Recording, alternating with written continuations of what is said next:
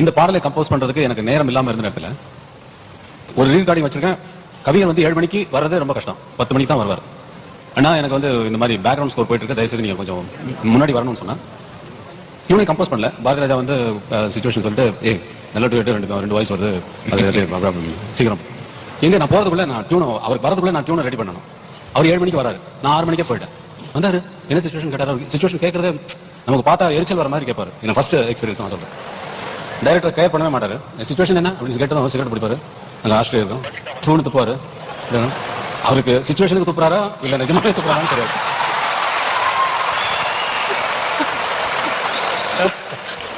துப்பிட்டு சொல்லுங்க என்ன டியூன் போட்டிருக்கா, பாட்டு எழுதுமா? ஆனா டியூன் போட்டிருக்கேன், எங்க கொஞ்சம் வாசி. 1000